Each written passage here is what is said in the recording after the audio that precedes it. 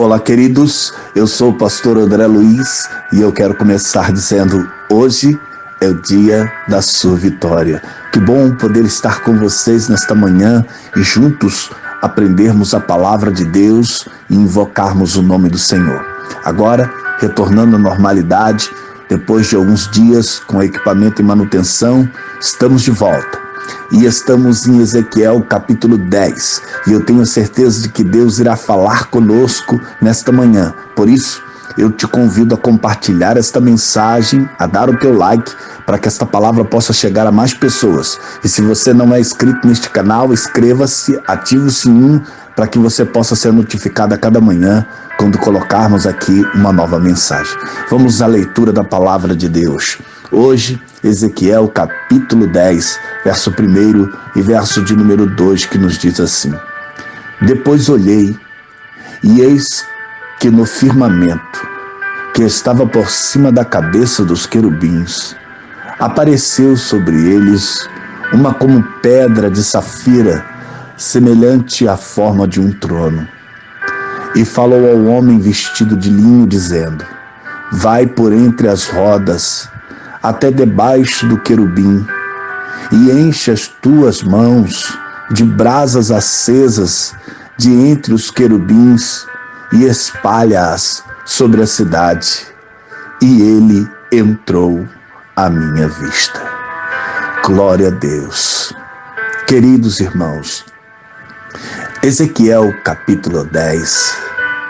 Este capítulo está intimamente relacionado com Ezequiel capítulo 1. Aqui, novamente, nós encontramos a carruagem carregando o trono.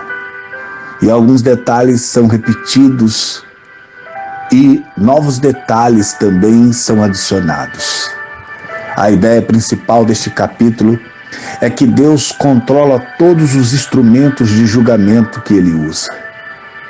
O que Ezequiel só conseguiu se referir como seres viventes no capítulo 1, ele agora reconhece como querubins, seres sobrenaturais que revelam a glória de Deus. O que ele vê acima da expansão que está sobre as cabeças dos querubins, ele também viu no capítulo 1. Aqui, ele vê a aparência do que parece ser um trono. Em Ezequiel 1, ele também vê algo sentado no trono que se parece com um homem. Esse não é o caso aqui.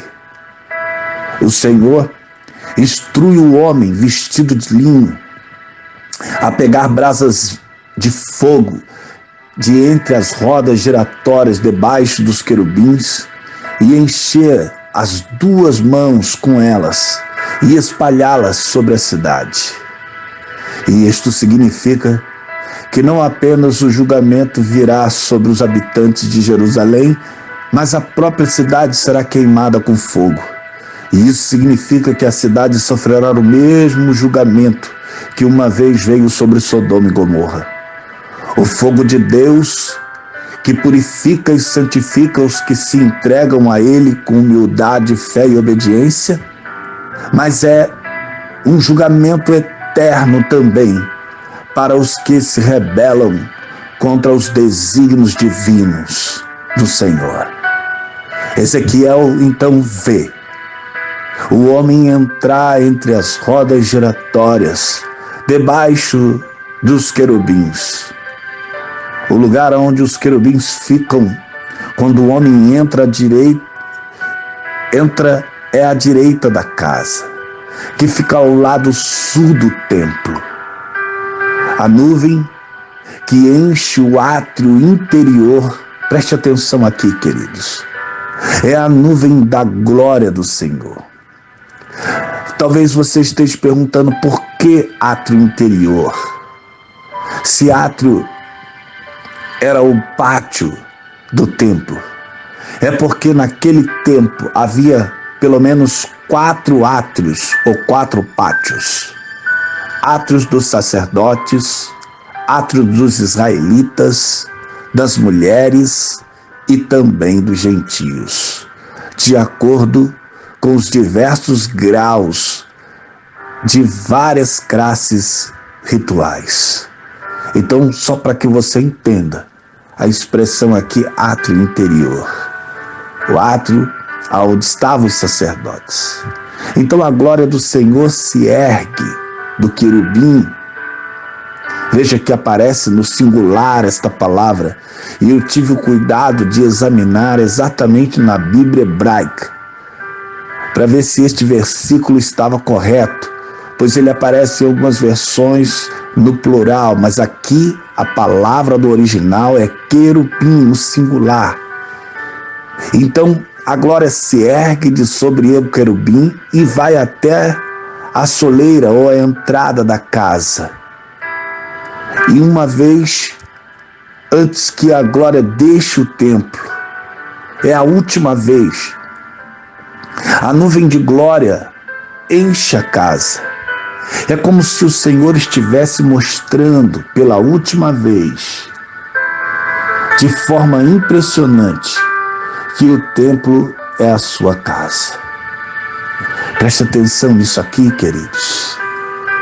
A glória se ergue de sobre um querubim, e então a casa se enche da glória de Deus. Toda aquela casa é tomada pela presença e a glória. E o som das asas dos querubins indica que eles estão se movendo.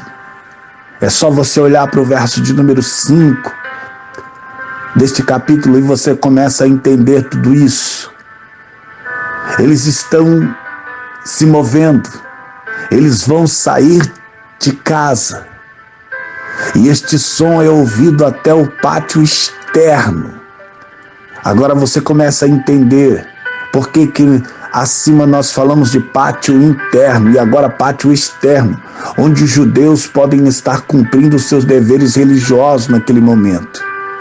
O som é uma recordação da voz de Deus, o Todo-Poderoso, quando ele fala, possivelmente um trovão. É o barulho que se ouve das asas daqueles querubins quando se movimentam. São, por assim dizer, suas palavras de despedida, que ele fala cheias de ameaça às pessoas que ele está prestes a deixar. E então, o olhar se volta novamente para o homem vestido de linho, que foi instruído a tirar fogo do meio das rodas, que é o espaço entre os querubins. O homem se posiciona ao lado de uma roda. O fogo, uma imagem do julgamento, é tirado do espaço entre os querubins pelo querubim, que está no espaço entre os querubins. O fogo que ele tomou na mão, ele põe nas mãos do homem vestido de linho. E ele pega e sai. E isto conclui a descrição. A dispersão aqui do fogo que é ordenada não é descrita. A atenção de Ezequiel é primeiramente cativada pelo aparecimento do homem e dos querubins.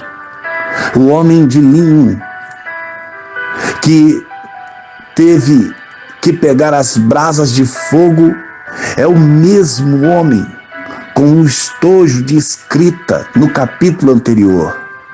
Lá, ele recebe a ordem de colocar uma marca nos crentes fiéis para que o julgamento passe por eles. Este homem agora é ordenado por Deus para trazer o julgamento sobre a cidade. No livro do juízo, no livro aqui, nós vemos então esta ordem. E no livro do Apocalipse, vemos a mesma imagem. O anjo, o mesmo anjo, que tira o fogo do altar para lançar sobre a terra em juízo, pouco antes tratou as orações dos santos. Lá em Apocalipse, no capítulo 8, no verso 3 até o 5, você pode confirmar o que eu estou dizendo. O homem em Ezequiel e o anjo em Apocalipse não são ambos a pessoa do Senhor Jesus Cristo, como muitos pensam, pois em Apocalipse ele é sempre designado por um dos seus títulos próprios. Embora sem dúvida ele seja o único e verdadeiro sumo sacerdote, o anjo da aliança diante do altar de ouro do incenso, é lá como mediador, oferecendo as orações do seu povo, tornando-as aceitáveis diante de Deus através do incenso de seu mérito. Aqui, queridos, o anjo age meramente como um espírito de ministração, e assim como os 24 anciões têm frascos cheios de odores ou incensos, que são as orações dos santos, e que eles apresentam antes ao Cordeiro. Ah, queridos, então, veja que aqui o Senhor, ele pode ser comparado, não pode ser comparado a este anjo, porque este anjo está exatamente executando uma ordem. E o nosso Senhor, todas as vezes que ele aparece, no Apocalipse, ele aparece com seus próprios títulos.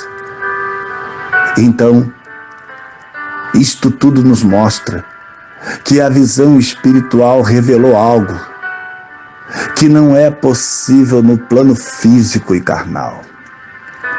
Talvez a melhor maneira de compreender as rodas que eram separadas, mas ao mesmo tempo uma dentro da outra, que iam em todas as direções e ao mesmo tempo, é que formavam uma junta universal em 4 dimensões. Isto nos ensina, queridos, que os planos de Deus têm interdependência e é incompreensível à fraca mente humana, e que os seus anjos têm livre poder de movimento. Se a onipresença de Deus revela-se na liberdade dos movimentos dos querubins, a sua onisciência simboliza-se nesses olhos que há em todas as rodas. O conjunto aqui aparece como um carro, como uma roda mística a cada 4 cantos, com os lados formados pelas asas dos querubins e cada um no meio do seu lado, com as asas estendidas até encontrar acima das rodas, com as pontas das asas do querubim à sua direita e à sua esquerda. Então, queridos, olhamos para o verso de número 18, que diz: então saiu a glória do Senhor. Veja, da entrada da casa e parou sobre os querubins. Não se diz, querido, que Deus anda no carro dos querubins, mas sim a sua glória, como se fosse apenas uma centelha suficientemente pequena para ser vista pelos fracos olhos humanos. Ah, queridos, eu quero encerrar aqui, dizendo aqui o verso de número 20, veja: e estes são os animais que vi debaixo do Deus de Israel junto ao rio Quebar, e conheci que eram querubins. Preste atenção, porque agora, é só agora, que o profeta compreendeu o que tinha visto perto do rio Quebar. Ele reconhece aquelas criaturas, e agora o profeta os identifica pelos seus nomes. Ah, queridos, eu quero encerrar esta meditação desta manhã, dizendo a você que o nosso Deus Ele é poderoso e Ele tem todo o governo nas suas mãos. E ninguém pode estorvar o seu agir.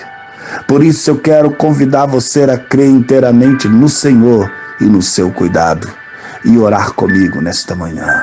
Querido Deus e Pai, muito obrigado, Senhor, por esta palavra tremenda.